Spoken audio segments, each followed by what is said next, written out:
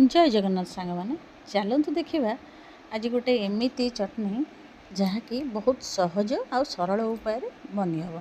सब घरे आवेलेबल थिबा जिनस आम यह बन पार बुट नड़िया बादाम चटनीटा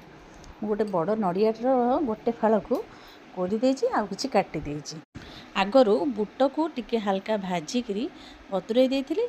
एवं बादाम अल्प भाजिक बतुरे देती सबको गोटे ग्राइंडर जार देदेली ताकू एबे ग्राइंडिंग करना भजाई दिया बुट डाली भृषंग पत्र भजिया बादाम नड़िया कोरा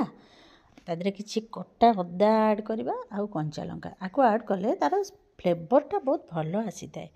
आको प्रथमे ग्राइंडिंग करके गोटे पात्र को काढ़ी नेली तापर आको छुंक दबा छुंक देले ता टेस्टटा पूरा बढ़ी जाए थाए भृषंग पत्र लंका आ सोरिषर छुंक प्रथम तेल कड़े बसई तेल टिके पकईकी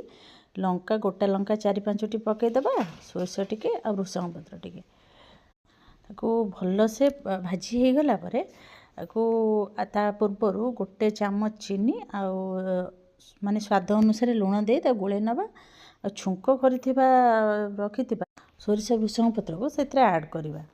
ताकू भल से गोले नबा जेहेतु ता पूर्व चीनी टिके आ लुण टिके ऐड करेचे चीनीटा ऑप्शनल ताकू गोले सारिया परे आपण ताकू रुटी भात पिठा बेसी इडली रे खाइले भल लागे चटनी टे भल लागते लाइक शेयर एंड सब्सक्राइब करे रहिली जय जगन्नाथ।